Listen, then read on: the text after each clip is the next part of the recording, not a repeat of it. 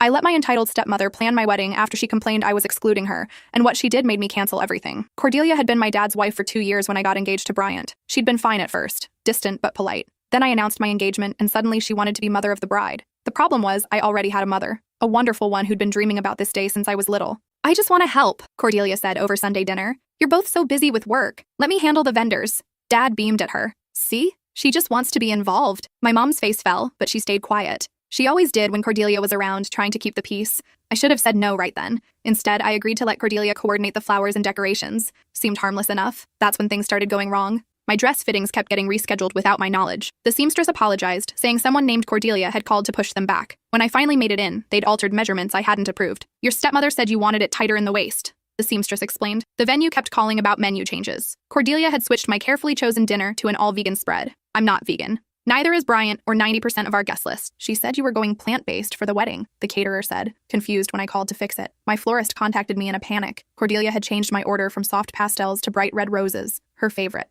When I confronted her, she smiled sweetly. "Red is so much more dramatic for photos, sweet. Trust me." I started documenting everything. Screenshots of emails where she'd impersonated me. Recorded calls where vendors confirmed she'd made changes using my name. Bryant wanted me to uninvite her entirely, but Dad would never forgive me. 2 weeks before the wedding, my mother called crying. Cordelia had contacted the photographer and uninvited her from all family portraits. She told them I was being difficult. Mom sobbed, that I was making the day about me instead of you. I'd reached my limit. I called an emergency meeting with Cordelia, Dad, Mom, and Bryant. I laid out every piece of evidence. The unauthorized changes, the forged emails, the attempts to exclude my actual mother. Cordelia's face went white, then red. "I was just trying to make everything perfect," she stammered. "You have no taste. Someone needed to fix your tacky choices." Dad tried to defend her, but Bryant cut him off. "She's been sabotaging our wedding for months. Look at the evidence." I thought that would be the end of it. Cordelia apologized. Dad promised she'd stay out of it. We'd fixed most of the vendor issues. The wedding was back on track. Then, 3 days before the ceremony, I got a call from our venue. "We need to confirm the cancellation," the manager said. My blood went cold. "What cancellation?" "Your stepmother called yesterday and canceled the entire event. She said there was a family emergency and you'd be rescheduling." I felt sick.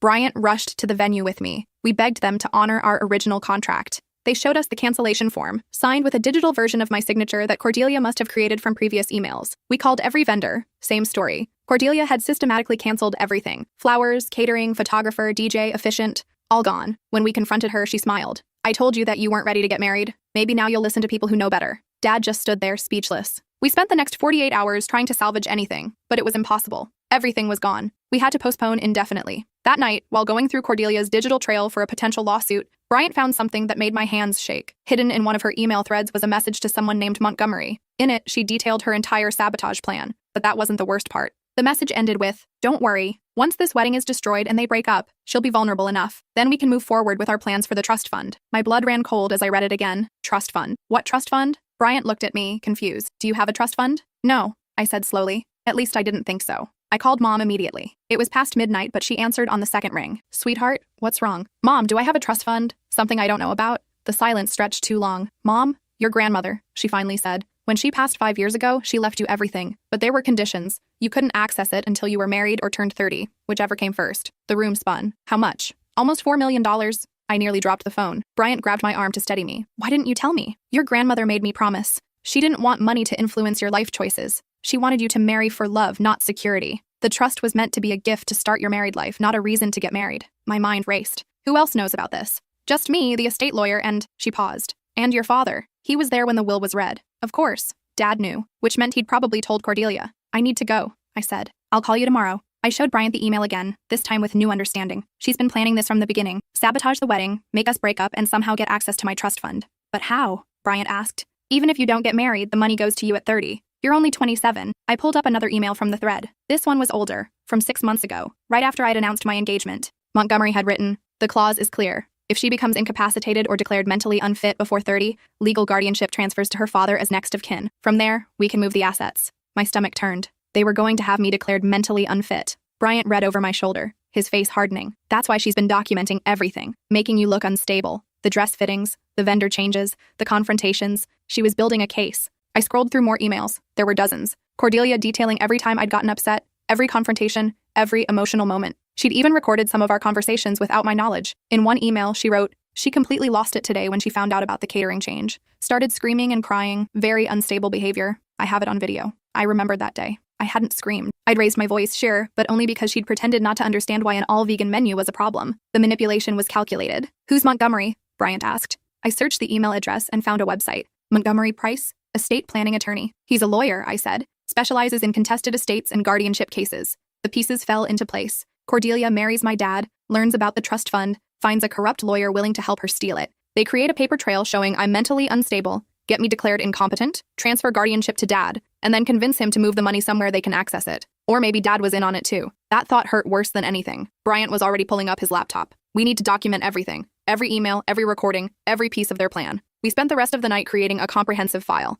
Screenshots, transcripts, timestamps. We organized it chronologically, showing the evolution of their scheme. At 3 a.m, Bryant found another email that made me sick. You need to see this, he said quietly. It was from Montgomery to Cordelia, dated 2 weeks ago. The cancellation of the wedding is the final trigger event. When she inevitably has an emotional breakdown, make sure to document it thoroughly. Call 911, claim she's a danger to herself. A 72-hour psychiatric hold will look excellent on the competency petition. They were going to have me committed. I thought about the past few days. My devastation over the canceled wedding, my anger at Cordelia. If she'd pushed the right buttons, made the right accusations, called the police claiming I was suicidal or violent. They almost had me, I whispered. Bryant pulled me close, but they didn't. We found this in time. What do we do now? He was quiet for a moment. We beat them at their own game. The next morning, we drove to Mom's house. I showed her everything. She cried when she saw the emails, especially the ones detailing how Cordelia planned to manipulate my dad. I never trusted her, Mom said, but I never imagined this. Do you think Dad knows? I asked. Mom hesitated. I don't know. Your father can be naive about people he loves, but he's not cruel. If he knew they were planning to have you institutionalized,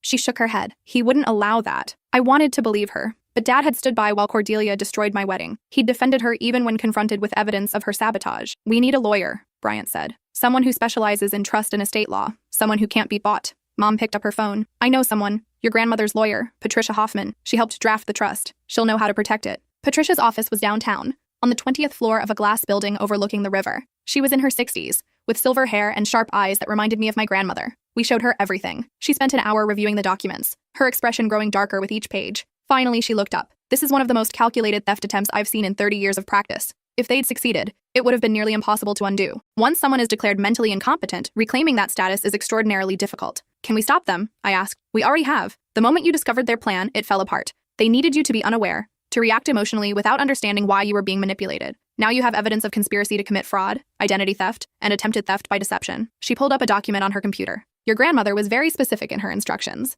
The trust has built-in protections. If anyone attempts to access it fraudulently or have you declared incompetent without legitimate medical cause, the trust freezes. All assets become untouchable until a court reviews the situation. So the money is safe? For now. But we need to be proactive. I'm going to file a petition with the court documenting the attempted fraud. We'll request a restraining order preventing Cordelia and this Montgomery character from having any contact with you or your father. We'll also notify the state bar about Montgomery's conduct. What about Dad? I asked quietly. Patricia's expression softened. That's more complicated. He's your father and the legal secondary guardian in the trust documents. But given the circumstances, we can request the court appoint an independent guardian until you're married or turn 30. The word married hung in the air. The wedding is off, I said. Everything was canceled. Postponed, Bryant corrected. Not canceled. I looked at him. We'd been so focused on the trust fund conspiracy, we hadn't discussed what this meant for us. I don't want you marrying me because of the money, I said. He took my hand. I proposed before I knew about any trust fund. I chose you. That hasn't changed. But now we know why someone tried to destroy our wedding. That doesn't change how I feel about you. If anything, it makes me more certain. We're not letting them win. Patricia smiled. I like him. Your grandmother would have too.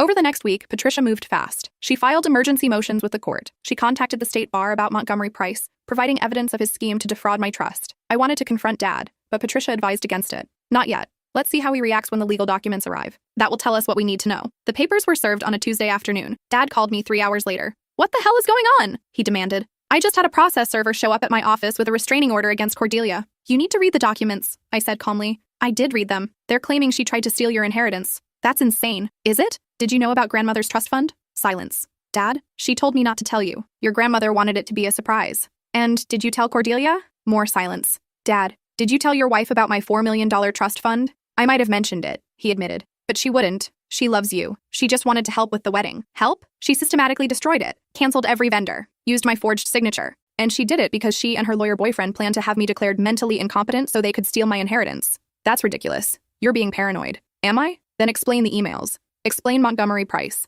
Explain why she documented every emotional moment, every confrontation, building a case to prove I was unstable. I don't know what you're talking about. I sent him a link to the shared folder with all the evidence. Read it. All of it. then call me back. He didn't call back that night, or the next day. On Thursday, Mom called. Your father came to see me. He looked terrible. Did he read the documents? He did. He's devastated. He had no idea about any of it. Cordelia told him she was just trying to give you the wedding you deserved, that you were being ungrateful. He believed her. Where is she now? He kicked her out. Filed for divorce this morning. He wants to talk to you, but he's ashamed. He thinks you'll never forgive him. I didn't know if I would, but he was still my dad. I called him. He answered immediately. I'm so sorry, he said, his voice breaking. I should have listened to you. Should have seen what she was doing. I was so eager to have someone in my life again after your mom and I divorced. I ignored all the warning signs. Did you know about Montgomery? No, I swear. I'd never met him. Didn't even know he existed until I read those emails. I wanted to believe him, but trust was fragile, and he'd broken mine. I need time, I said. I understand, but please know, I never would have let them hurt you. If I'd known what she was planning, I would have stopped it immediately. But you didn't stop her from destroying my wedding. You stood there while she smiled and admitted she'd done it on purpose. He was crying now. I know, I failed you. I'm going to spend the rest of my life making it up to you. We talked for another hour. He told me how Cordelia had manipulated him from the start,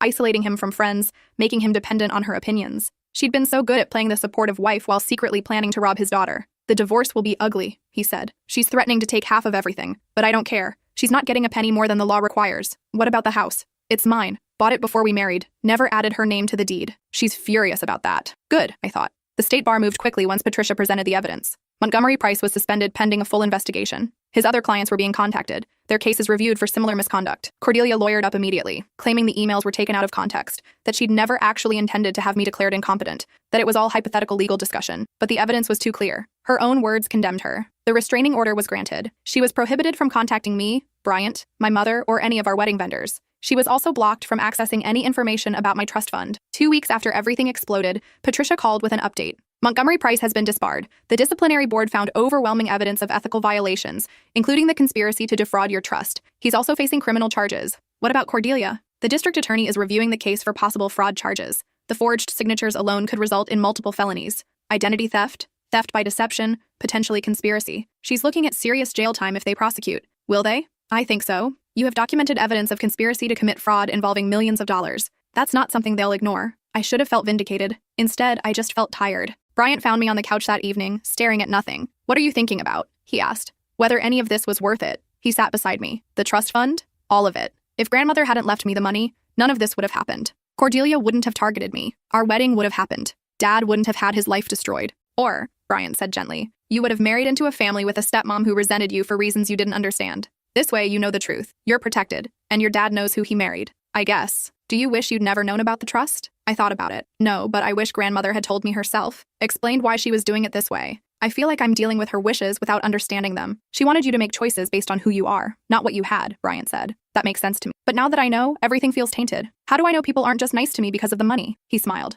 Well, I was nice to you before I knew. Does that count? Despite everything, I laughed. We should get married, he said suddenly. What? Not for the money. Not because of the trust, but because we were going to before any of this happened. We were planning our life together. Cordelia interrupted that, but she doesn't get to stop it. Our wedding is still canceled. So we'll have a different wedding. Something simple. Just us, our closest friends and family. No elaborate venue, no complicated catering, nothing Cordelia could have touched. I thought about it. The big wedding had been beautiful in theory, but stressful in execution. Even before Cordelia's sabotage, I'd been overwhelmed by the planning. Where would we do it? Your mom's backyard. Like we originally talked about before we let everyone convince us we needed something bigger. I remembered that conversation. When we'd first gotten engaged, I'd wanted a simple ceremony in Mom's garden. But then family and friends started sharing their opinions, and somehow we'd ended up planning an elaborate event with 200 guests and a 5-tier cake. Small wedding, I said. Maybe 30 people, the ones who matter. Your mom, my parents, a few close friends, your sister as maid of honor, your best friend Timothy as best man, your grandmother's favorite flowers, simple vows, good food, dancing in the garden as the sun sets. We smiled at each other. When? I asked. Next month, before anything else can go wrong.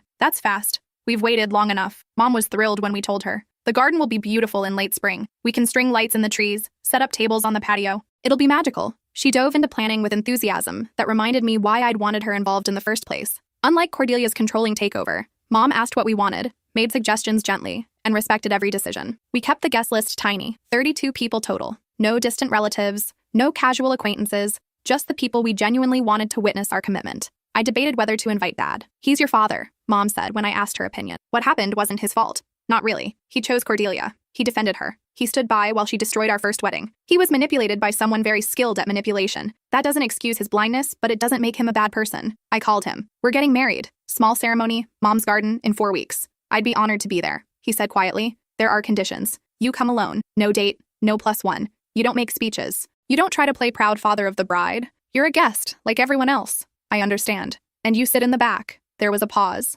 Then, okay, Mom gets to walk me down the aisle. His voice cracked. She should. She's earned it. The guilt in his tone made me soften slightly. Maybe someday we'll be okay again. But not today. Today, you just get to watch me marry someone who actually puts me first. He's a good man. Better than I've been lately. We ended the call. It wasn't forgiveness, but it was a start. The district attorney called 2 weeks before the wedding. We're moving forward with charges against Cordelia Chen, multiple counts of identity theft, forgery, theft by deception, and conspiracy to commit fraud. We'd like you to testify at the preliminary hearing. When? 3 weeks from now. After our wedding. Good. I didn't want this hanging over the ceremony. I'll be there. The wedding planning became my escape. Bryant and I spent evenings choosing music, writing vows, tasting desserts from Mom's favorite bakery. It felt like playing house, but in the best way. My maid of honor ended up being Renee, my best friend since college. She'd been furious when she heard about the canceled wedding and had offered to accidentally slash Cordelia's tires. Violence won't solve anything, I told her. Maybe not, but it would make me feel better. Now she was helping me pick flowers and practicing her reading for the ceremony. I still can't believe she tried to steal $4 million, Renee said while we assembled centerpieces in Mom's dining room.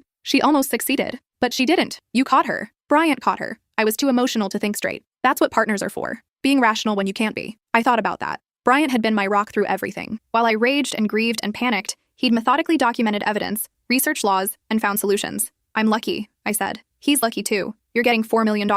I threw a ribbon at her. That's not why he's marrying me. I know. But it doesn't hurt. She grinned. What are you going to do with all that money? I haven't really thought about it. That was mostly true. The trust still felt abstract, like Monopoly money. I knew it existed, but it didn't feel real yet. You could buy a house, travel, start a business, maybe all of those things. After the wedding, after the trial, after everything settles down. Reasonable. But also, you should buy something ridiculous. Just because you can. Like what? I don't know, a fancy car, a boat, a llama farm. A llama farm? You could name them all after people you don't like. This one's Cordelia. That one's Montgomery. Every time they spit on someone, you win. I laughed so hard I cried. It felt good to laugh again. The morning of the wedding was perfect. Clear sky, gentle breeze, temperature in the mid-70s. Mom's garden looked like something from a fairy tale, with white roses climbing the arbor and lights strung between the trees. I got ready in my childhood bedroom, surrounded by Mom, Renee, and Bryant's sister Lindsay. My dress was simple, cream-colored lace, tea-length, nothing like the elaborate gown Cordelia had tried to ruin. This one felt like me. Mom helped me with my hair, pinning it up loosely with small flowers woven through. You look beautiful, she said, tears in her eyes.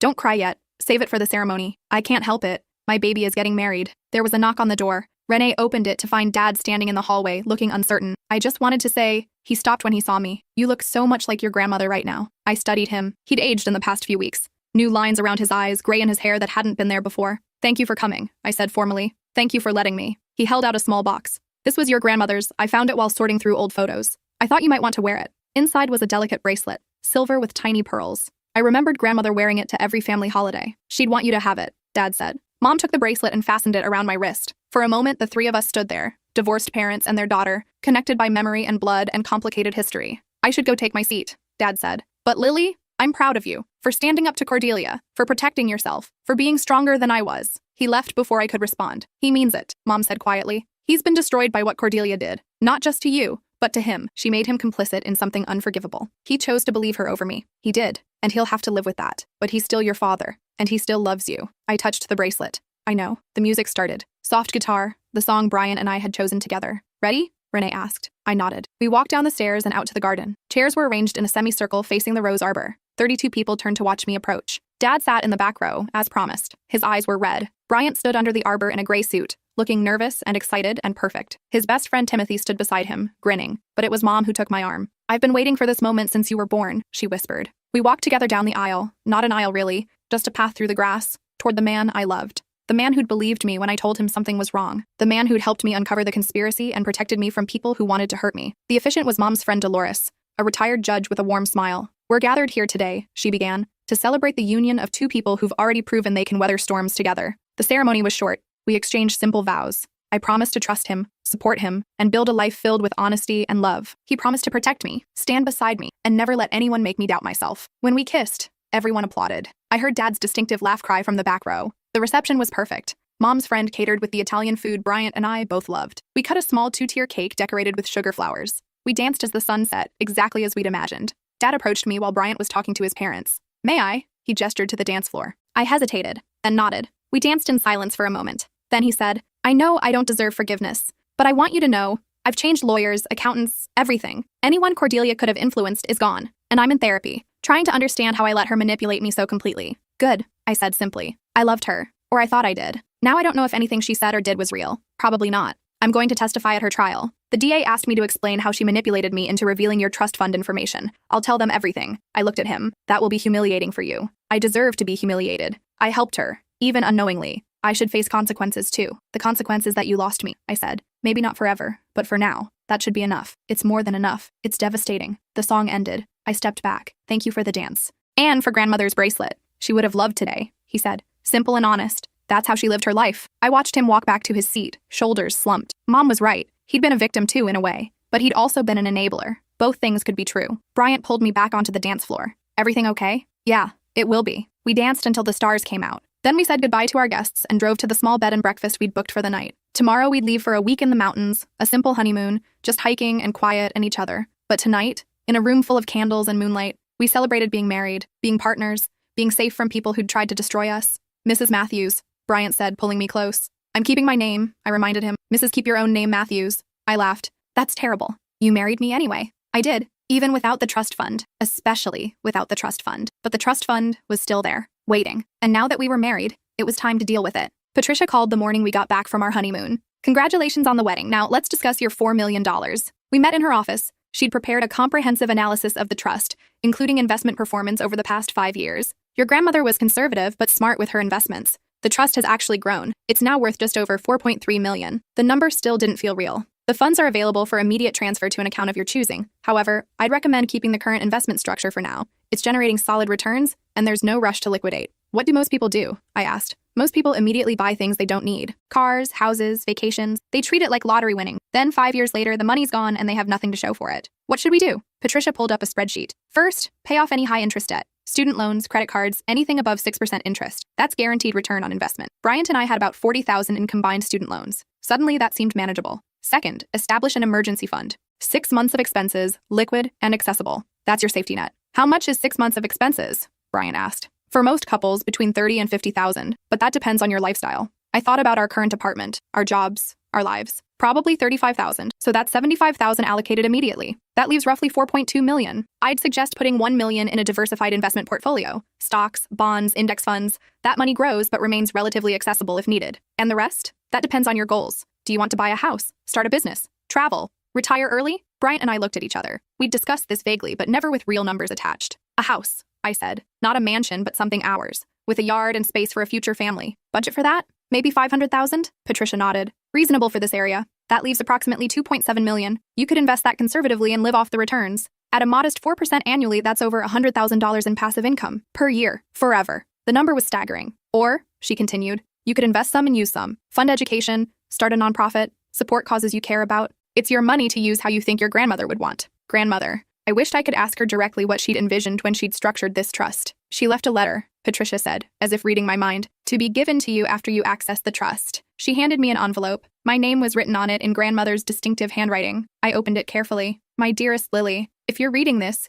you've either married someone wonderful or turned 30. Either way, I'm proud of you. This money represents my life's work, not just the dollars, but what they symbolize: freedom, security, and choices. I grew up poor, married young, and spent 40 years building a business from nothing. I did it so my family would never struggle the way I did. But I've seen what money does to people, how it corrupts, distorts, and destroys relationships. I didn't want that for you. So I created this trust with conditions because I wanted you to know yourself first. To make choices based on who you are, not what you have. To fall in love with someone who values you, not your bank account. Use this money wisely, not just for yourself, but for the world. Create something meaningful. Support others. Build a life that matters. But also, buy something ridiculous occasionally. Take a trip just because. Eat expensive dinners. Life is short and you deserve joy. I wish I could be there to see the person you've become, but I trust that you're exactly who I hoped you'd be. With all my love, grandmother, I cried reading it. Bryant held my hand while Patricia discreetly looked away. She sounds like a wise woman, Patricia said after I'd composed myself. She was. I miss her every day. She'd be proud of how you handled Cordelia's scheme. Not many people would have seen through it in time. That evening, Bryant and I made a plan. First, we'd pay off our student loans. That was easy, obvious.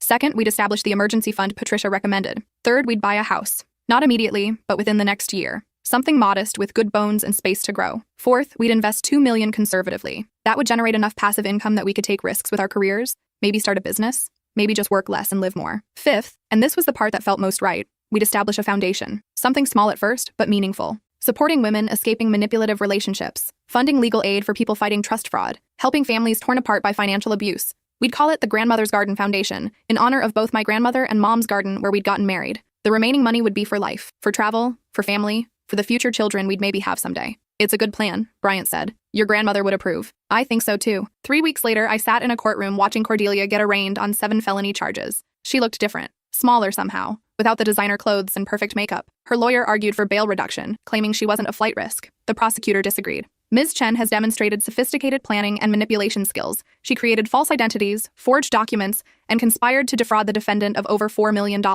She's a significant flight risk and a danger to the community. Bail was set at $100,000. She couldn't afford it. She'd been living beyond her means, running up debt in anticipation of the money she'd planned to steal. Dad testified at the preliminary hearing. He explained how Cordelia had manipulated him, isolated him from family and friends, and convinced him to reveal confidential information about my trust. I thought she loved me, he said from the witness stand. I thought she wanted to help my daughter have a perfect wedding. Instead, she was planning to destroy her life. His testimony was painful to watch, but necessary. Montgomery Price took a plea deal. In exchange for testifying against Cordelia and surrendering his law license permanently, he avoided jail time. He'd still face civil suits from multiple former clients, but he'd escaped criminal consequences. It wasn't enough, but the prosecutor explained that Montgomery's testimony was crucial for convicting Cordelia of conspiracy. Without him, she could claim the emails were taken out of context, that she'd never actually intended to follow through. With him, they had a witness to the entire scheme. The trial lasted 2 weeks. I testified for 6 hours, explaining every vendor change, every manipulation, every piece of evidence we'd uncovered. Cordelia's lawyer tried to paint me as a vindictive stepdaughter who'd never accepted her father's new wife, who'd misinterpreted innocent wedding planning as something sinister.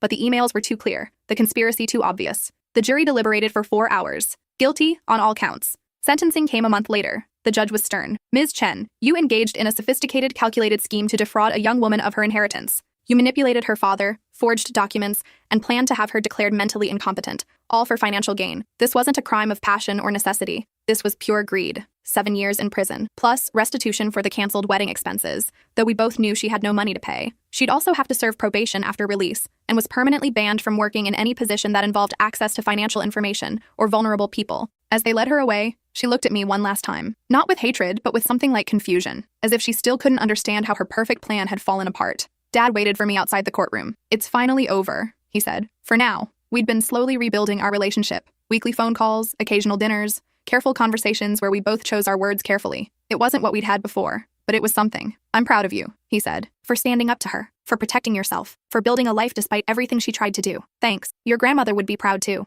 I hope so. We walked to the parking lot together. Bryant was waiting by our car. Not the old sedan we'd had when we got engaged, but a newer model we'd bought with trust money. Nothing flashy, just reliable and comfortable. Ready to go home? Bryant asked. Yeah, home was our new house. We'd found it 3 months after the wedding, a craftsman bungalow with a big backyard and a sunroom perfect for reading. It needed work, but it was ours. We'd spent weekends painting walls, refinishing floors, planting a garden. Mom helped design the landscaping. Dad had offered to help with repairs, and slowly, room by room, we'd let him. The Grandmother's Garden Foundation had officially launched last month. We'd funded 3 women escaping abusive relationships, paid for 2 legal consultations for people fighting estate fraud, and donated to a domestic violence shelter. It wasn't saving the world, but it was helping, and that felt right. One evening, 6 months after Cordelia's sentencing, I found Bryant in the backyard looking at something on his phone. What are you reading? I asked. An article about estate fraud. Apparently there's been a rise in cases like yours, people marrying into families specifically to access trust funds. That's depressing. Maybe. But look at this. He showed me the screen. There's a new law being proposed. Stricter verification requirements for guardianship petitions,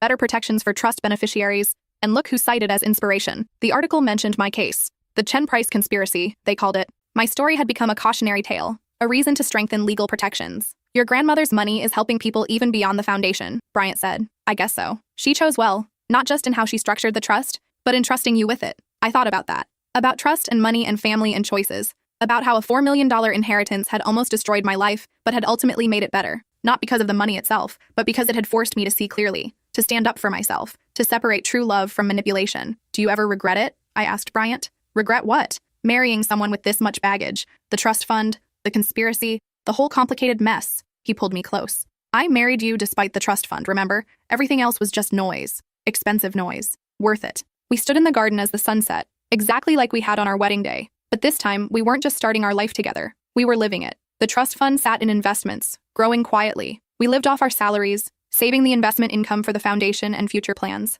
Dad came over for dinner once a month. We were learning to be family again, carefully and slowly. Mom had started dating someone new, a retired teacher named Frank who made her laugh and had never heard of trust funds. Renee was planning her own wedding and had made me promise not to let any stepmothers near the planning. Life was normal, or as normal as life could be when you'd survived a conspiracy to steal $4 million.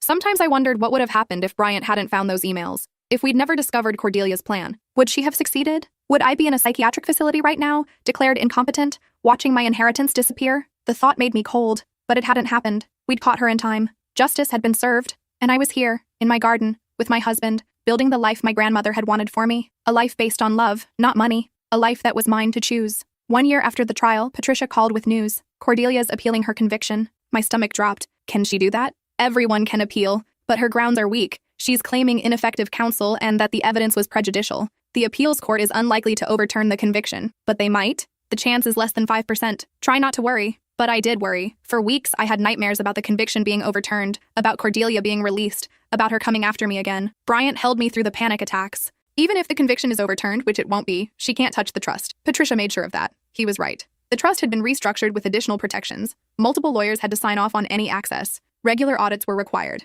And I'd established a separate trustee, Patricia herself, who had authority to freeze assets if any suspicious activity occurred. The money was locked down tighter than Fort Knox. Still, I didn't relax until the appeals court ruled. Unanimous decision. Conviction upheld. Cordelia would serve her full sentence. It's really over, I told Bryant that night. It's been over. You just needed to believe it. He was right about that too. We celebrated by taking a trip to Italy, something my grandmother had always wanted to do but never had the chance. We spent 2 weeks eating incredible food, seeing ancient art, and making memories. We scattered some of grandmother's ashes in a garden in Rome. It felt right, giving her the trip she'd missed. When we returned, there was a letter waiting from Dad. Dear Lily, I wanted you to know that I've finished therapy. Not because I'm cured. I don't think you ever fully recover from being manipulated like that, but because I've done the work I needed to do. I understand now how Cordelia targeted me, how she identified my weaknesses and exploited them, how she isolated me from the people who could have warned me. I understand that I let it happen because part of me wanted to believe someone could love me that completely. I also understand that I failed you, not just by believing Cordelia, but by not believing you when you told me something was wrong. I'd like to be part of your life again, not as the father who gets to walk you down the aisle or give proud speeches.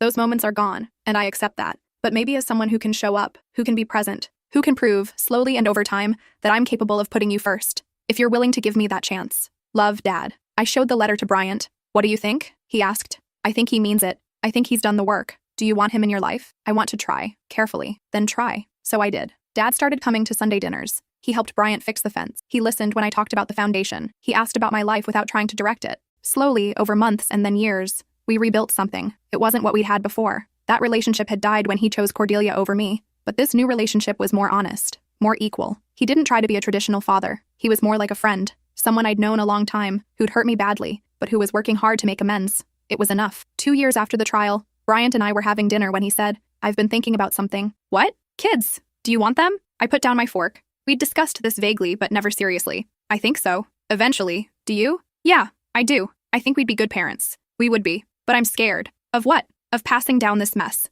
Of our kids having trust funds and complicated family dynamics and ex-stepmothers in prison. Bryant smiled. Our kids will have 2 parents who love them, who survived something horrible and came out stronger, who built a foundation to help other people. That's not a bad legacy, when you put it that way. We don't have to decide now, but I wanted you to know. I'm ready when you are. I thought about grandmother, about her letter encouraging me to build a life that mattered, about how she'd wanted me to have choices. Having children was a choice, a big one. Let's wait 1 more year, I said. I want to see the foundation established properly first. Then we can start trying. Deal. That year flew by. The foundation grew, helping more people than I'd imagined. We funded legal battles, therapy sessions, emergency housing. We created a network of lawyers willing to work pro bono on estate fraud cases. We also funded scholarships for young women from families where financial abuse had occurred. Education was freedom, grandmother used to say. Knowledge was power. By the time I turned 30, the foundation was helping 50 people a year. It wasn't enough. It would never be enough, but it was something. On my 30th birthday, Bryant gave me a gift. This is from both of us, he said. Me and your grandmother. Inside was a journal. The first page had a note in Patricia's handwriting. Your grandmother left a second letter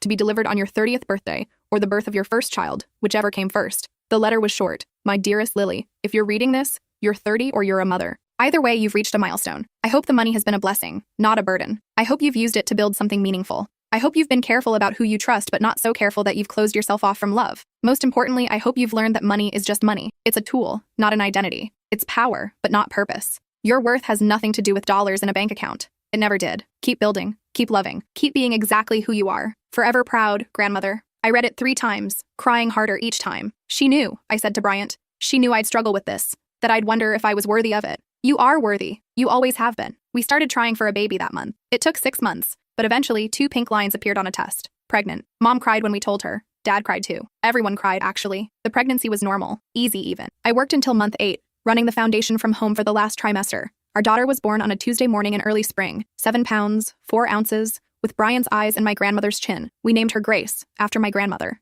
Dad held her in the hospital, tears streaming down his face. She's perfect. Absolutely perfect. Don't mess up this relationship too, I said, only half joking. I won't. I promise. And he didn't. He became the grandfather I'd always wanted him to be as a father. Present, loving, careful. He'd learned his lessons the hard way, but he'd learned them. Grace grew into a toddler, then a child. Smart and funny and full of questions. Why do we have so many books about trust funds? She asked one day, looking at the foundation's library. Because grandmother wanted to help people, I explained. What grandmother? My grandmother. Your great-grandmother. She left us money so we could help other people not get hurt. That's nice. It is. Can I help? I looked at my 6-year-old daughter, so earnest and kind, and saw grandmother in her. When you're older, for now you can help by being a good person. I'm already a good person. You are. Keep being that. She ran off to play. Bryant came up behind me. She's going to be okay, he said. Better than okay. She's going to be amazing. I know. We'd set up a trust for Grace. Smaller than mine but substantial. She'd get access at 25, with the same conditions grandmother had used for me. Counseling from Patricia's successor, education about financial responsibility,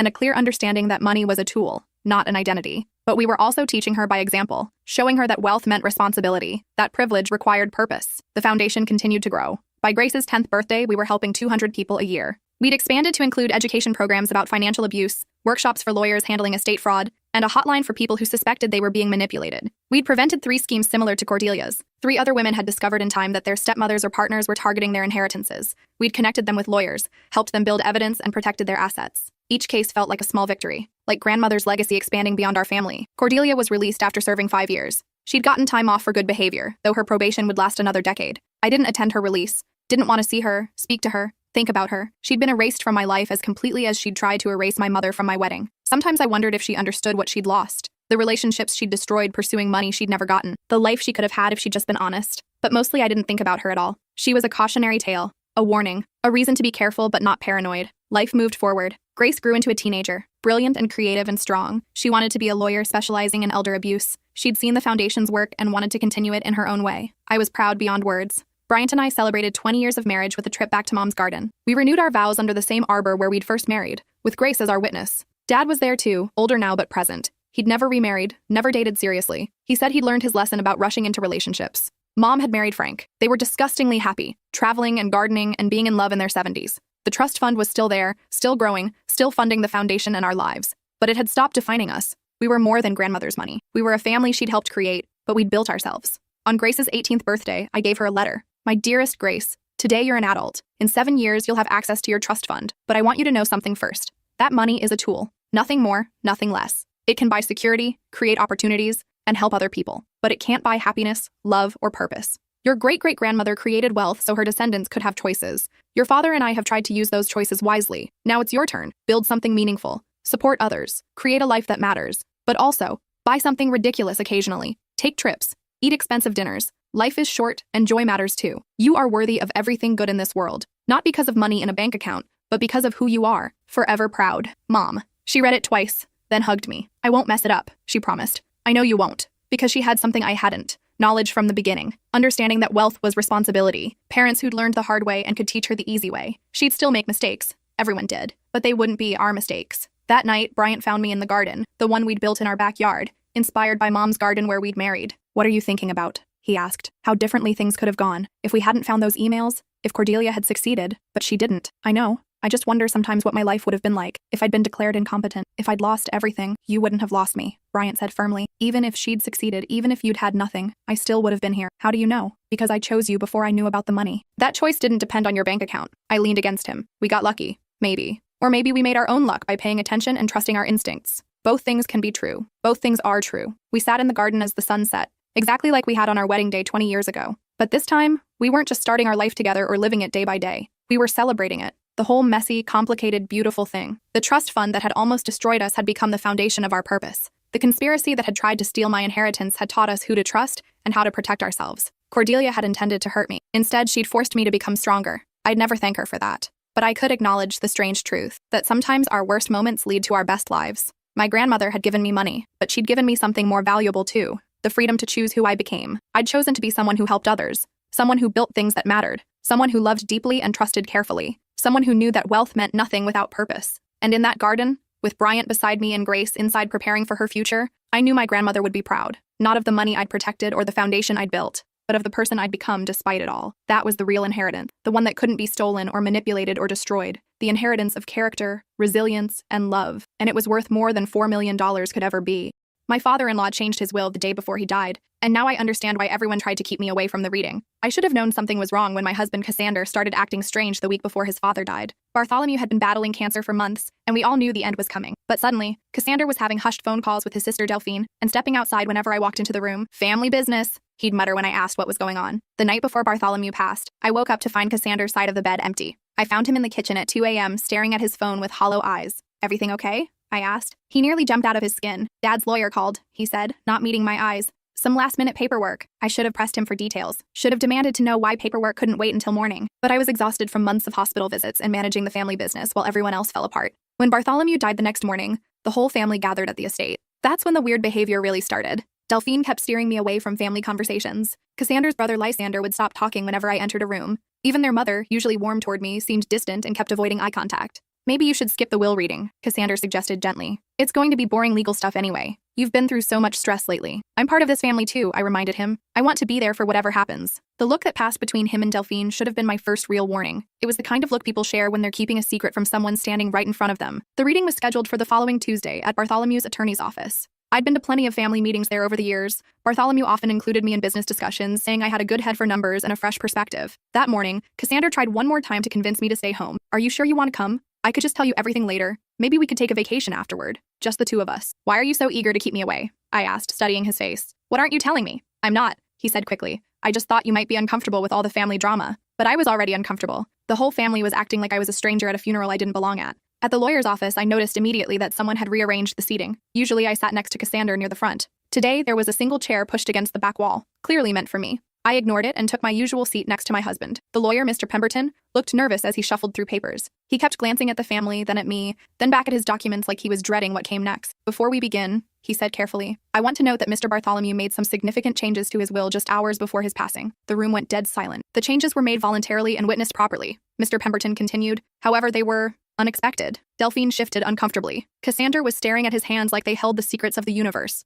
Mr. Pemberton began reading the standard language, then got to the specifics. The estate was worth roughly $12 million. The family textile business, 3 properties, and substantial investments. "To my daughter Delphine, I leave the family home and $500,000. Delphine nodded, unsurprised. "To my son Lysander, I leave the Vermont cottage and $500,000. Also expected. "To my son Cassander, I leave $500,000. I waited for him to mention the business. Bartholomew had always promised it would go to Cassander, his eldest son and heir apparent. Instead, Mr. Pemberton paused and looked directly at me. "The remainder of my estate, including controlling interest in Blackwood Textiles, I leave to my daughter-in-law." The room erupted. "That's impossible!" Delphine shrieked, jumping to her feet. "He wouldn't do that. She's not even blood family." Lysander was already on his phone, presumably calling another lawyer. Cassander just sat there, his face white as paper, looking like someone had just told him his entire life was a lie. "There must be some mistake," their mother said, her voice shaking. "Bartholomew always said the business would stay in the family." "It is staying in the family," I said quietly, though my heart was hammering so hard I could barely hear my own voice. "You're not family," Delphine spat. "You're just some woman who married my brother." Mr. Pemberton held up his hand for silence. "There's more," he said. "Mr. Bartholomew also left a sealed letter to be read aloud at this time." He pulled out an envelope and broke the wax seal. The paper looked thick and expensive, the kind Bartholomew used for important business correspondence. "If you're hearing this," he began reading in Bartholomew's words, "it means I'm dead. And it means my family tried to prevent my daughter-in-law from attending this reading." Every eye in the room turned to me. I felt like I was in some kind of surreal nightmare where everyone knew the script except me. For the past 18 months, I've been watching my children conspire to steal from the woman who saved our family business. What they don't know is that I've been recording their conversations. My heart was pounding so hard I thought I might pass out. What conversations? What conspiracy? Mr. Pemberton continued reading, his voice steady despite the chaos erupting around him. 18 months ago, Blackwood Textiles was hemorrhaging money. Poor management and bad investments had brought us to the edge of bankruptcy. My children were already planning to sell the company and split the proceeds, caring nothing for the legacy our family built over 4 generations. This was news to me. I'd been working as the company's financial consultant for 3 years, but I'd been focused on specific projects. I'd never seen the full financial picture. Let me step back and explain how I got involved with the Blackwood family in the first place. 7 years ago, I was a recent MBA graduate working for a small consulting firm that specialized in helping family businesses modernize their operations. Bartholomew had hired us after his previous consultant recommended a complete overhaul of their antiquated accounting systems. I remember walking into the Blackwood Textiles headquarters for the first time. It was a massive brick building that had been in continuous operation since 1892. The main floor still housed the original weaving machines, though they had been updated with modern technology. The smell of cotton and dye was overwhelming at first, but somehow comforting. Bartholomew himself gave me the tour that first day. He was 68 then, still sharp as a tack, with calloused hands that spoke of decades spent understanding every aspect of his business. He didn't just own the company, he lived and breathed it. My great-grandfather started this company with 2 looms and a dream, he told me as we walked through the production floor. Every generation has added something to it. My grandfather mechanized the operation. My father expanded into synthetic blends. I computerized everything and started our export business. What's next? I asked. That's what I'm hoping you'll help me figure out. What I discovered was a company caught between 2 worlds. The traditional textile business was being undercut by overseas manufacturers with drastically lower labor costs. But Blackwood had something their competitors didn't, a reputation for quality that had taken over a century to build. We need to find our niche, I told Bartholomew after my initial analysis. We can't compete on price with overseas manufacturers, but we can compete on quality, service, and innovation. Over the next 6 months, I helped them transition into high-end specialty fabrics for luxury fashion houses. We developed relationships with sustainable cotton growers, invested in equipment for organic fabric production, and created a line of custom textiles that commanded premium prices. The transformation was remarkable. Within a year, Blackwood Textiles was not only profitable again, but thriving in ways it never had before. That's when Bartholomew asked me to marry his son. Well, not exactly, but he did invite me to a family dinner where I met Cassander, who had just returned from business school with grand plans to modernize the family business. Cassander was handsome, charming, and genuinely passionate about carrying on the family legacy. Our courtship was slow and sweet. Cassander would pick me up after work, and we'd drive through the countryside, talking about our dreams for the future. He spoke eloquently about honoring his family's tradition, while building something new and innovative. I want to create something that my children will be proud to inherit, he said one evening as we sat by the lake near the family estate. Something that represents the best of what business can be. I fell in love not just with Cassander, but with his vision of what we could build together. When we married 2 years later, Bartholomew walked me down the aisle. My own father had died when I was in college, and having Bartholomew step into that role meant everything to me. You're not gaining a daughter-in-law, he told the wedding guests during his toast. You're gaining a daughter, and this family is gaining someone who understands what it means to build something that lasts. For the first few years of our marriage, everything seemed perfect. I continued working with the company as a consultant, gradually taking on more responsibility as Bartholomew began to trust my judgment. Cassander worked in sales and marketing, developing new client relationships and expanding our market reach. Delphine managed the company's human resources and employee relations. She was 5 years older than Cassander, had never married, and seemed to view the family business as her primary identity. Lysander, the youngest at 3 years younger than Cassander, oversaw production and quality control. We were a family business in the truest sense. Everyone had a role, everyone contributed, and everyone shared in the success. Or so I thought. It was my daughter-in-law who discovered the embezzlement scheme that was bleeding us dry. Mr. Pemberton continued reading from Bartholomew's letter. She brought me evidence that my trusted CFO had been systematically stealing from us for years, using a complex system of fake vendors and inflated invoices. When she presented her findings, I asked her to help restructure our finances and rebuild what we'd lost. I remembered that discovery vividly. It was a Thursday afternoon in March, about 18 months before Bartholomew's death. I'd been reviewing the accounts payable records as part of a routine efficiency analysis when I noticed some irregularities. Several vendors were billing us for services that seemed unnecessary or overpriced. When I dug deeper, I found invoices for equipment maintenance on machines we'd sold years ago, consulting fees for projects that had never been approved, and supply purchases that never appeared in our inventory. At first, I thought it was just poor record keeping, but the more I investigated, the more systematic the fraud appeared. The CFO, Gregory Thornfield, had been with the company for 15 years. Everyone trusted him completely. He handled all the financial operations while Bartholomew focused on sales and production. The family had given him increasing autonomy over the years, grateful to have someone they could rely on for the complicated financial aspects of running a business. What I discovered was that Gregory had been creating fake vendor accounts, submitting false invoices, and then transferring the payments to accounts he controlled. He'd stolen nearly $800,000 over 5 years, timing his thefts to coincide with busy periods when they were less likely to be noticed. When I brought my findings to Bartholomew, his first reaction was disbelief. Gregory's been like family to us, he said. He's godfather to Lysander's children. I know, I said. I hope I'm wrong, but these numbers don't lie. We spent 3 days going through every transaction I'd flagged. The evidence was overwhelming. Gregory had betrayed the trust of a family that had treated him like a brother. What do we do now? Bartholomew asked when we'd finished our review. We fire him, recover what we can, and file criminal charges, I said. Will that destroy the company? It might, I admitted, depending on how much damage has been done and whether we can recover the stolen money. That's when Bartholomew asked me to become more than just a consultant. I need someone I can trust completely, he said. Someone who sees the big picture and isn't afraid to make hard decisions. Will you help me rebuild this company? I should have realized then that this decision would eventually put me at odds with his children. They'd grown up expecting to inherit leadership roles in the family business. Having their father turn to an outsider, even one who'd married into the family, must have felt like a betrayal of their birthright. But at the time, all I could think about was saving the company that had become such an important part of my life. Over the next year, she worked tirelessly to save our company, Mr. Pemberton continued reading. She renegotiated our debts, streamlined our operations, and identified new revenue streams that I never would have thought of. She worked 16-hour days, sacrificed her own career opportunities, and turned down lucrative job offers to stay and help us. Because of her efforts, Blackwood Textiles is now more profitable than it's been in a decade. The rebuilding process was exhausting. After Gregory's arrest, we discovered the financial damage was even worse than we'd initially calculated. The company was 3 months away from defaulting on several major loans. Our credit rating had been damaged by late payments that Gregory had been making to cover his tracks. I spent weeks meeting with bank officials, creditors, and suppliers, negotiating payment plans and extensions. I had to convince them that the company was fundamentally sound despite the financial irregularities. Meanwhile, I was completely restructuring our internal financial systems. I implemented new approval processes, audit procedures, and oversight mechanisms to prevent future fraud. I negotiated new supplier contracts, reworked our pricing structure, and identified areas where we could reduce costs without compromising quality. The most challenging part was maintaining employee morale during the crisis. Word of Gregory's embezzlement had leaked throughout the company, and people were worried about job security. I held town hall meetings, explaining the situation honestly while reassuring employees that we were taking steps to ensure the company's survival. During this period, I was essentially working 2 full-time jobs. I was still officially a consultant, but I was making decisions that should have been made by a chief financial officer or chief operating officer. I was at the office from dawn until late at night, sometimes sleeping on the couch in Bartholomew's office when there was too much work to go home. Cassander was supportive during this period, though I sensed some tension that I attributed to stress about the company's survival. He would bring me dinner at the office and listen patiently as I explained the latest crisis or breakthrough. "You're amazing," he would say. "I don't know how you're handling all of this." Looking back, I wonder if he was already starting to resent how much responsibility his father was giving me. But at the time, I interpreted his concern as admiration for my work ethic. The turnaround took about a year. We not only recovered from Gregory's theft, but actually ended up stronger than before. The new financial systems I'd implemented gave us better visibility into our operations. The supplier relationships I'd renegotiated saved us hundreds of thousands of dollars annually. The new client contracts I'd helped secure opened up markets we'd never accessed before. By the time Bartholomew was diagnosed with cancer, Blackwood Textiles was more profitable than it had been in years. What my children don't know is that 6 months ago, they held a meeting at Delphine's house to discuss what they called the problem. Mr. Pemberton continued reading from the letter. The room was dead silent except for the rustling of paper and Delphine's quiet sobbing. The problem, according to my children, was that I trusted my daughter-in-law too much. They were concerned that she would eventually want a larger stake in the business,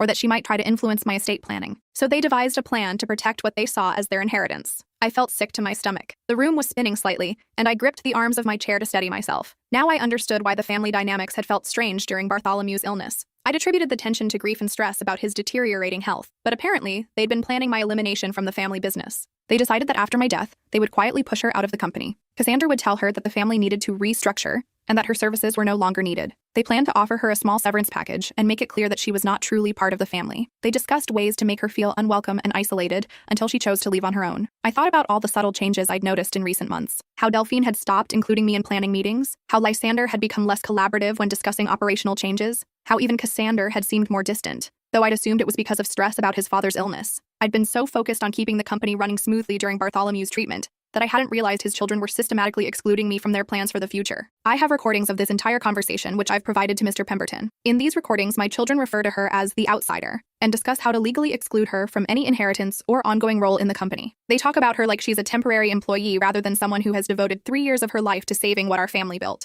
The betrayal hit me like a physical blow. I thought about all the late nights I'd spent in the office, all the family dinners where I'd listened to their plans and dreams for the business, all the times they'd thanked me for my hard work and told me how grateful they were to have me as part of the family. Had it all been an act? Had they been planning to discard me even while I was working to save their inheritance? Most damning of all, the letter continued, is their discussion of my medical care. When I was hospitalized last month, they met to discuss whether I was mentally competent to make financial decisions. They planned to have me declared incompetent if I tried to change my will in her favor or give her any significant role in the business succession. Lysander's face had gone from pale to bright red. His mother was crying harder now, though whether from guilt or grief I couldn't tell. They discussed hiring a specialist to evaluate my mental state, hoping to find evidence of dementia or diminished capacity. They were prepared to fight any changes I made to my estate plan, claiming that I was being manipulated or coerced. I remembered Bartholomew's hospitalization the previous month. He'd had pneumonia that had complicated his cancer treatment. The whole family had rallied around him, taking shifts at the hospital and consulting with doctors about his care. Or so I'd thought. Apparently, while I was focused on his medical needs, his children were meeting to discuss how to prevent him from recognizing my contributions to the family business.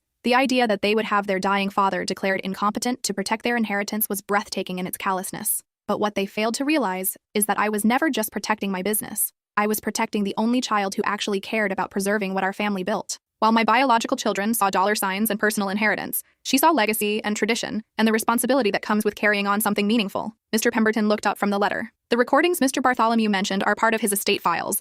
As per his instructions, copies have been sent to your family's business attorney, your accountant, and your personal attorneys. The implications were staggering. Not only had they planned to betray me, but they'd done it so systematically and callously that Bartholomew felt compelled to secretly document their conspiracy. Delphine was crying harder now, though I suspected it was more about the money than any sense of guilt or remorse. "This is ridiculous," she sobbed. "She manipulated him. She probably wrote this letter herself." Dad was sick and confused toward the end. Mr. Pemberton pulled out a thick manila folder. "Actually, Mrs. Blackwood, your father provided quite detailed documentation of his decision-making process, including audio recordings, written correspondence, medical evaluations, and sworn statements from 3 different doctors confirming his mental competency right up until his death." He opened the folder and showed us copies of psychiatric evaluations, handwriting analyses, cognitive assessments, and sworn statements from doctors, nurses, and hospital staff. "Your father was very thorough," Mr. Pemberton said quietly. "He anticipated that his family would challenge this will, so he made sure to document his reasoning and mental state extensively. He also had multiple witnesses present when he made these changes, including 2 other attorneys who can testify to his competence." The letter wasn't finished. Mr. Pemberton picked it up again and continued reading. "To my daughter-in-law, you have been more loyal to this family than my own children. You've earned every bit of what I'm leaving you, not through manipulation or scheming, but through honest work and genuine care for our family's legacy. Don't let them guilt you into giving it back. Don't let them convince you that you don't deserve it. Use your inheritance to build something beautiful. Use your power to take care of the people who actually deserve it. And to my biological children, you've shown your true character, and it's deeply disappointing. The recordings I've left behind detail not just your plan to steal from her, but your complete lack of respect for everything I've worked to build. You care more about your inheritance than your integrity. You care more about maintaining your lifestyle than preserving our family's reputation. You've proven that you don't deserve to control the family legacy." Mr. Pemberton set down the letter and pulled out another document. "There's one final provision," he said. "Mr. Bartholomew has established a trust that will pay each of his biological children $2,000 per month for the rest of their lives, provided they never contest this will, never interfere with the new ownership of Blackwood Textiles, and never publicly disparage their father's final wishes." The room was suffocating with tension. I could hear the tick of the grandfather clock in the corner, the distant sound of traffic outside, and the ragged breathing of people trying to process what they'd just learned. Cassander finally spoke, his voice barely above a whisper. "How long have you known about this?" he asked me. "I didn't know about any of this," I said honestly. "I had no idea he was recording you or planning to change his will. I thought I was just helping with the business finances like I always had." "But you knew we were having family meetings,"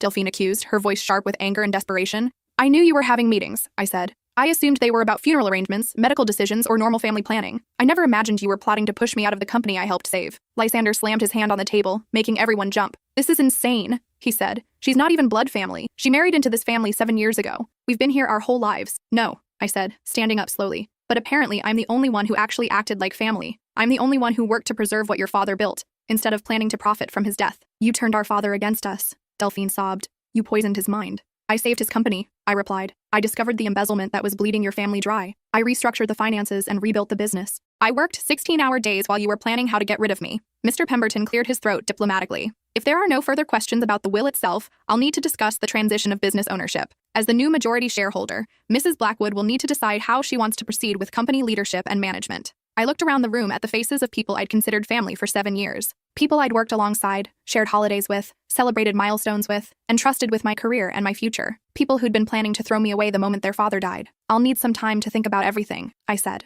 "Of course," Mr. Pemberton replied. "This is a significant responsibility. Shall we schedule a follow-up meeting for next week to discuss the business transition?" As we gathered our things to leave, the atmosphere was thick with unspoken recriminations and shattered relationships. Delphine wouldn't even look at me. Lysander was muttering under his breath about lawyers and legal challenges. Their mother was crying quietly into a handkerchief. Cassander grabbed my arm as I headed toward the door. "We need to talk," he said, his voice urgent and desperate. "Do we?" I asked, gently but firmly pulling away from him. "This doesn't have to change anything between us," he said. "It's just business. We can figure this out together." I stared at him, this man I'd been married to for 7 years, who'd shared my bed and my dreams and my plans for the future, who'd been planning to betray me while I worked to save his family's legacy. "Just business?" I repeated. "You planned to fire me from the company I saved. You discussed having your dying father declared incompetent. You called me the outsider and plotted to exclude me from the family I've devoted my life to serving. We were protecting the family interests," he said weakly. "I was the family interests," I shot back. "I was the one working to protect what your family built. I was the one who discovered the embezzlement, who restructured the finances, who turned the company around. And you were planning to throw me away like garbage."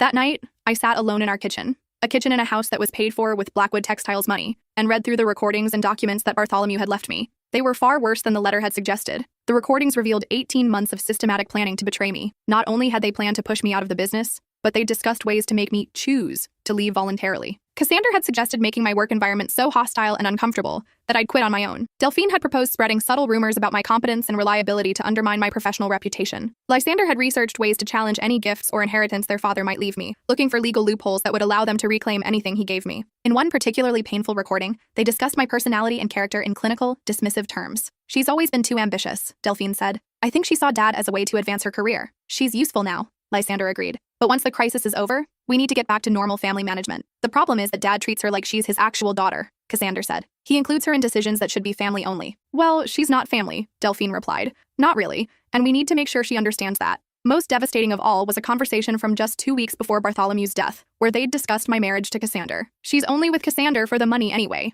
Lysander had said. "Once Dad's gone and she's out of the business, she'll probably divorce him and try to take half of whatever he inherits." "Good," Delphine had replied. "Better to get rid of her now than deal with her long-term. She's been way too involved in family business from the beginning." Even Cassandra had participated in this conversation. "Maybe it would be better if we just ended up divorced," he'd said. "Then I wouldn't have to worry about her having any claim to family assets or trying to influence how we run the business." They'd laughed about it. Actually laughed about ending my marriage and destroying my life, but there was more. In another recording, they discussed my professional reputation and how to damage it if I didn't cooperate with their plans. "We could spread word that she was the one who missed the embezzlement initially," Cassandra suggested. "Make it seem like she was incompetent or possibly complicit. Or we could say she was having an affair with Gregory," Delphine added. "That would explain why she was so involved in the financial details." "That's brilliant," Lysander said. "It would destroy her credibility and make it impossible for her to work in this industry again. I'd given 7 years of my life to these people. I'd worked tirelessly to save their business, attended every family gathering, supported them through crises, celebrated their successes, and planned my entire future around being part of their legacy. And they'd seen me as a temporary inconvenience to be discarded when it became convenient."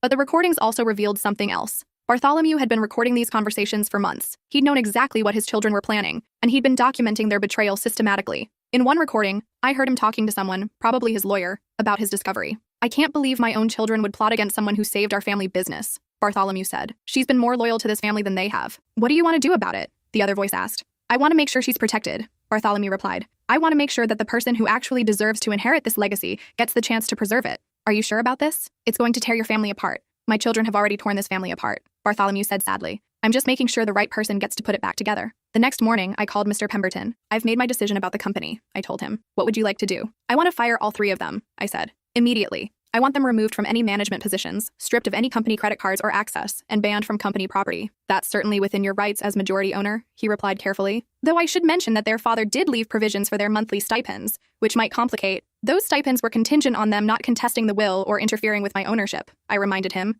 "But they didn't say anything about me choosing not to work with people who planned to systematically betray me." "Very true," he said. "Shall I prepare the termination paperwork?" "Yes, and I want to buy out their minority shares in the company completely. I'll pay fair market value, but I want them to have no ownership stake whatsoever. I want complete control. I'll have the business valued by an independent appraiser and make them a fair offer," he said. "One more thing," I added. "I want to change the company name. Blackwood Textiles is going to become something new, something that represents what I want to build going forward." "What did you have in mind?" "Heritage Textiles," I said. "Because I'm going to honor the real heritage of this company, the values of hard work, integrity, and loyalty that built it in the first place." The next few weeks were a whirlwind of legal proceedings and business transitions. The family initially tried to challenge the will, but their lawyers quickly advised them that Bartholomew's documentation was too thorough to contest successfully. Delphine hired her own attorney and threatened to sue me personally for manipulating their father, but her lawyer dropped the case after reviewing the recordings. Apparently, it's hard to claim manipulation when there's audio evidence of you plotting to betray someone. Lysander tried to rally the company employees against me, spreading rumors that I'd somehow coerced Bartholomew into changing his will. But most of the employees had worked with me during the financial crisis and knew exactly how much I'd contributed to the company's survival. Cassandra's reaction was the most painful. He alternated between pleading with me to be reasonable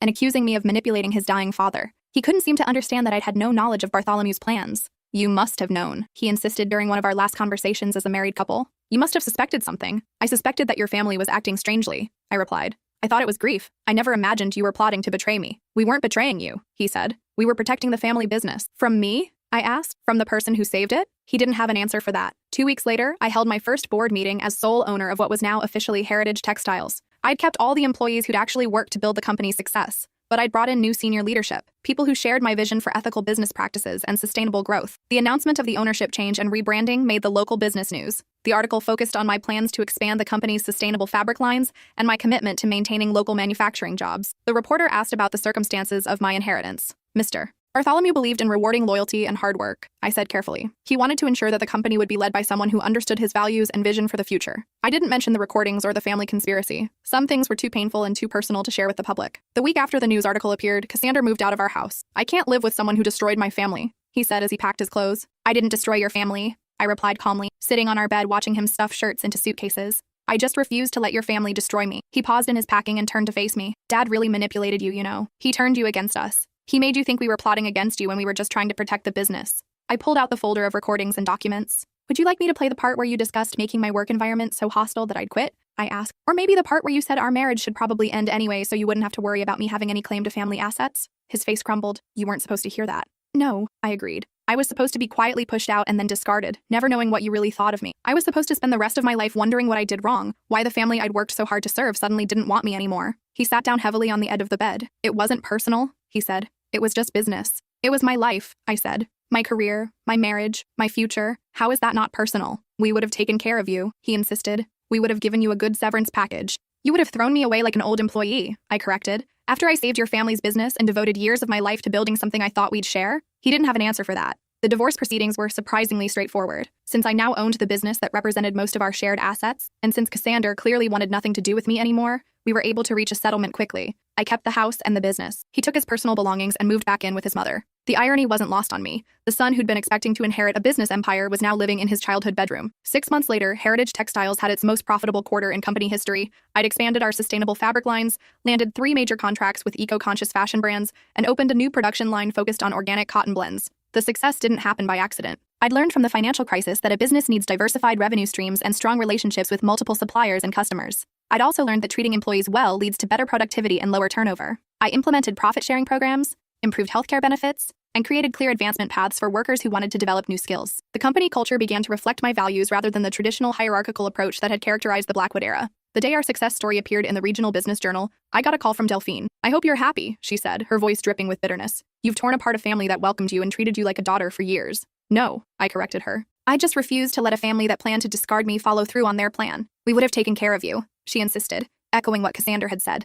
We're not monsters. Like you took care of your father when you discussed having him declared incompetent? I asked. Like you were taking care of me when you planned to make my work environment so hostile that I'd quit? The line went quiet for a moment. He left those recordings to make sure I knew the truth, I continued. The truth that I was never really family to you. I was just useful until I wasn't. You're making a mistake, she said. Family business should stay in the family. It is staying in the family, I said. It's staying with the person who actually treated it like family. But Delphine's call made me realize that the family's resentment wasn't going away. Over the following months, I heard rumors that they were still trying to undermine my reputation in the business community. Lysander was apparently telling people that I'd seduced their father into changing his will. Cassander was spreading stories about my ruthless ambition and how I'd manipulated a dying man. The rumors didn't gain much traction because too many people had witnessed my work during the financial crisis. But they were still hurtful, especially coming from people I'd once considered family. I decided to fight back in the most effective way possible, by building something so successful and ethical that it would speak for itself. A year after Bartholomew's death, Heritage Textiles was featured on the cover of Sustainable Business magazine. The article detailed our innovative approach to eco-friendly manufacturing and our partnerships with fair trade suppliers around the world. More importantly, it told the story of how the company had been transformed from a traditional family business into a model of sustainable capitalism. Heritage Textiles proves that companies can be profitable while doing good for the environment and their communities. The article concluded, under new leadership, this century-old business has found new life and purpose. That same week, I received a handwritten letter from Bartholomew's estate attorney. Inside was a note that Bartholomew had written, but instructed to be delivered exactly 1 year after his death. By now, you know the truth about my children's character. It read in his familiar handwriting. I hope you've used your inheritance wisely, and I hope you understand that I didn't leave you that money and that business to punish them. I left it to reward you. You saved more than just my business when you discovered that embezzlement and helped me rebuild. You saved my family's legacy by proving that honor and loyalty and genuine care still exist in this world. My biological children learned to see the business as their right, their guaranteed inheritance. They never learned to see it as their responsibility. You understood from the beginning that legacy isn't about what you're given, it's about what you do with what you're given. Build something beautiful with what I've left you. Build something that lasts. Build something that makes the world a little bit better. And don't let anyone convince you that you don't deserve it. You've earned every bit of it. The letter continued with specific advice about business challenges he anticipated I might face, along with contact information for suppliers and business partners he trusted. Even from beyond the grave, he was still mentoring me. But the most meaningful part was his final paragraph. I've watched you work for 3 years, and I've seen how you treat people. You don't just see employees. You see human beings with families and dreams and challenges. You don't just see customers. You see partners in building something meaningful. You don't just see profit. You see opportunity to create value for everyone involved. That's what real leadership looks like. That's what I want my legacy to represent. 2 years later, I was invited to speak at a conference for women in business. During my presentation about building ethical companies, someone in the audience asked how I'd managed to take over a family business without any family connections. Actually, I said, I learned that family isn't about blood. It's about who shows up when things get difficult. It's about who works to build something together instead of just waiting to inherit it. The man who left me his business understood that real family members are the people who see legacy as responsibility, not just opportunity. After the conference, several other business owners approached me with questions about sustainable manufacturing and ethical business practices. I realized there was an opportunity to share what I'd learned with other companies. That's how Heritage Consulting was born. Working with other family businesses showed me that the dynamics I'd experienced with the Blackwoods weren't unique. Many family enterprises struggle with succession planning, particularly when the next generation feels entitled to leadership roles without demonstrating competence or commitment. I developed a consulting practice focused on helping family businesses create merit-based succession plans and build cultures of accountability and ethical behavior. The work was deeply satisfying because it allowed me to help other families avoid the kind of destructive conflicts that had torn apart the Blackwoods. 3 years after Bartholomew's death, Heritage Textiles employed over 500 people across 2 manufacturing facilities. We'd become a leading supplier of sustainable fabrics to major fashion brands, and our ethical manufacturing practices had earned recognition from environmental organizations, but the personal cost had been significant. I'd lost a husband, a family, and the relationships I'd thought would last a lifetime. Still, I'd gained something more valuable, the knowledge that I could build something meaningful on my own terms. The lawsuit came in year 4. Despite the ironclad nature of Bartholomew's will and the devastating evidence of their conspiracy, Cassander and his siblings decided to challenge my ownership of the company. Their new legal strategy was to claim that I'd exercised undue influence over their father during his illness. They argued that I'd isolated him from his family and manipulated him into changing his will. It was a desperate move, but it tied up company assets and created uncertainty about the future of Heritage Textiles. The legal battle lasted 8 months. During that time, I had to provide detailed testimony about my relationship with Bartholomew, my role in saving the company, and my knowledge of his final wishes. The Blackwood siblings' attorneys tried to paint me as a calculating manipulator who'd seduced an elderly man into disinheriting his children. They questioned every conversation I'd had with Bartholomew, every business decision we'd made together, and every moment I'd spent alone with him during his illness. It was emotionally exhausting to have my motives questioned and my integrity attacked by people who'd once claimed to love me as family. But the evidence was overwhelming in my favor. The recordings of their conspiracy, the documentation of my contributions to the company, and the testimony of medical professionals who'd witnessed Bartholomew's mental competence throughout his illness all supported his final wishes. The case was ultimately dismissed with prejudice, meaning the Blackwoods could never again challenge the will on these grounds. The judge's final comments were particularly satisfying. The evidence shows clearly that Mr. Bartholomew made his final decisions with full mental capacity, based on years of observing the conduct and character of all parties involved. His choice to leave his business to someone who had demonstrated loyalty, competence, and genuine care for his legacy was entirely rational and well documented. The court finds no evidence of undue influence or manipulation. To the contrary, the evidence suggests that Mr. Bartholomew was protecting his legacy from individuals who had demonstrated questionable judgment and priorities. After the lawsuit was dismissed, I thought the Blackwood family would finally leave me alone, but their resentment ran deeper than I'd realized. 6 months later, Lysander started a competing textile company using contacts and knowledge he'd gained during his years at Blackwood Textiles. He named it True Heritage Textiles, apparently to confuse customers and suppliers. When that didn't work, Delphine began spreading more serious rumors about my personal life and business practices. She claimed I was having affairs with married customers, that I was using company money for personal expenses, and that I was planning to sell Heritage Textiles to overseas investors. None of it was true, but rumors in a small business community can be damaging even when they're false. I consulted with my attorneys about pursuing defamation claims, but ultimately decided that the best response was continued success and transparency. I opened Heritage Textiles books to independent auditors and published detailed sustainability reports showing exactly how we operated. I invited business journalists to tour our facilities and interview our employees. The result was a series of articles that not only debunked the rumors, but showcased Heritage Textiles as a model of ethical business practices. Transparency as strategy, how Heritage Textiles builds trust through openness, was the headline of one particularly favorable piece. 5 years after inheriting the company, I realized that my relationship with the Blackwood family had fundamentally changed how I viewed business, family, and loyalty. I'd learned that blood relationships don't guarantee love, respect, or ethical behavior. I'd also learned that chosen family, the people who show up consistently and support your best self, can be more valuable than biological connections. The employees at Heritage Textiles had become my chosen family. We'd built something together based on shared values and mutual respect rather than inheritance or obligation. When our head of production announced her pregnancy, we celebrated with cake in the break room and spent time figuring out how to accommodate her needs as a new mother. When our lead sustainability coordinator's husband was diagnosed with cancer, the entire company rallied to support their family with meal deliveries, childcare assistance, and flexible work arrangements. This was what family was supposed to look like. People taking care of each other because they chose to, not because they were obligated to. 7 years after Bartholomew's death, I received an unexpected phone call. Cassander's voice was different, older, more tired than I remembered. "I need to tell you something," he said without preamble. "What?" "Mom's dying. Cancer, like Dad. She wants to see you." I was quiet for a long moment. "Why?" I asked finally. "She wants to apologize," he said. "For what we did, for what we planned." "And what do you want?" I asked. "I want to apologize too," he said quietly. "I've had 7 years to think about what we did to you, what I did to you. I agreed to visit, though I wasn't sure why. Cassandra's mother, Margaret, had always been kind to me during our marriage. She'd welcomed me into the family, taught me family recipes,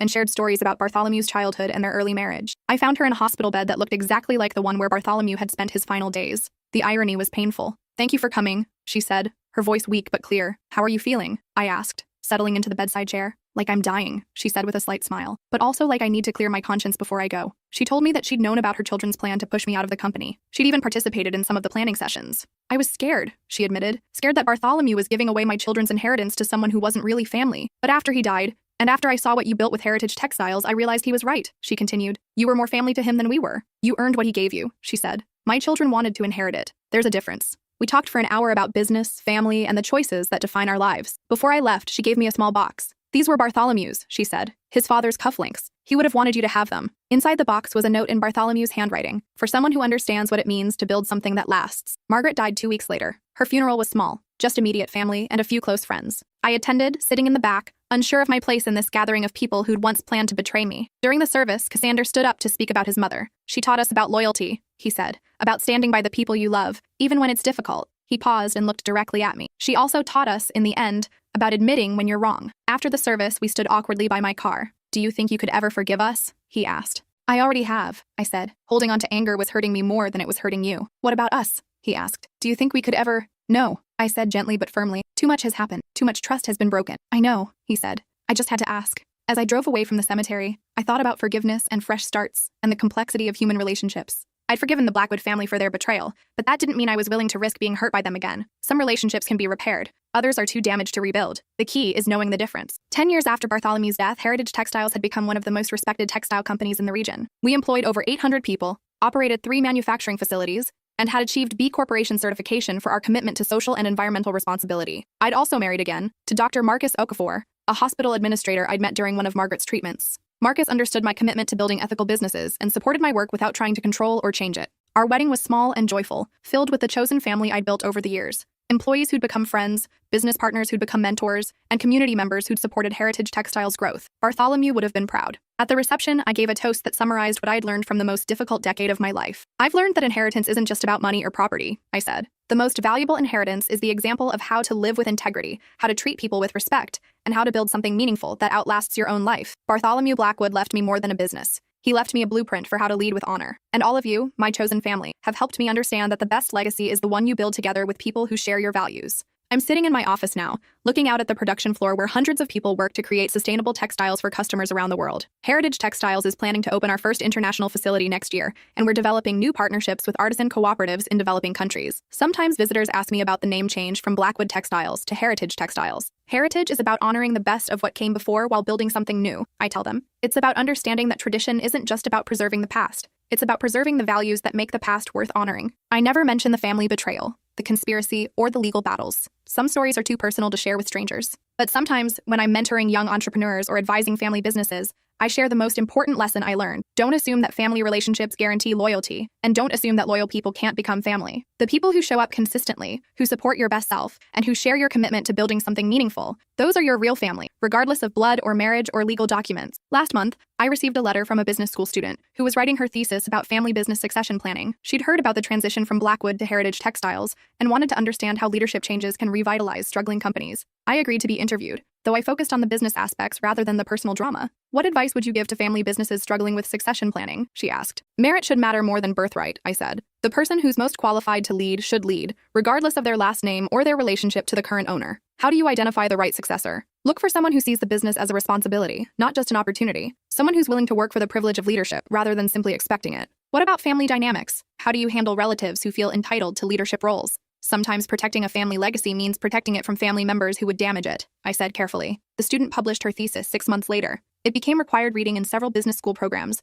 and I started receiving speaking requests from universities and business organizations. I realized I had something valuable to share, a perspective on leadership, loyalty, and the true meaning of family that could only come from someone who'd lost one family and built another. The speaking engagements led to consulting opportunities, which led to writing a book about ethical leadership in family businesses. Heritage Leadership, Building Business Legacies. That last was published 3 years ago and became a bestseller in the business category. The book tells the story of how companies can transition from traditional family ownership to merit-based leadership while preserving their core values and culture. I used Heritage Textiles as a case study, though I changed the names and some details to protect the privacy of people involved. The book's success opened doors I'd never expected. I was invited to join corporate boards, speak at international conferences, and advise government agencies on small business development. But the most meaningful recognition came from an unexpected source. Last year, the Regional Business Association created the Bartholomew Blackwood Award for Ethical Leadership. It's given annually to a business leader who demonstrates integrity, loyalty, and commitment to building sustainable enterprises. I was the first recipient. During the award ceremony, I wore Bartholomew's father's cufflinks, the ones Margaret had given me before she died.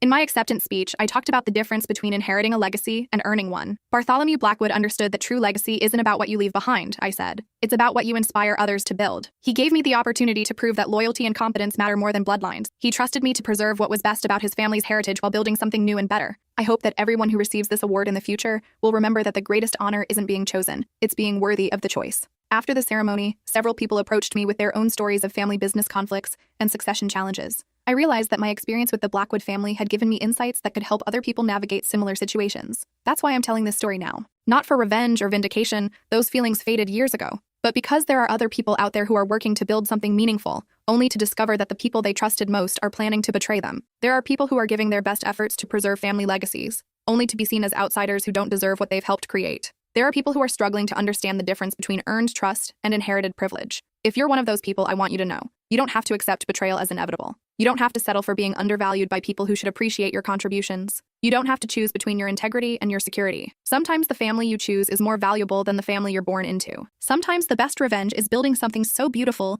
and meaningful that it speaks for itself. Sometimes the people who try to destroy you end up giving you exactly what you need to become who you were meant to be. Bartholomew Blackwood changed his will the day before he died because he understood something his biological children never learned. Legacy isn't about blood, it's about character. Inheritance isn't about entitlement. It's about responsibility. Family isn't about shared DNA. It's about shared values. And sometimes the person who deserves to carry on your life's work is the one who earned it rather than the one who expected it.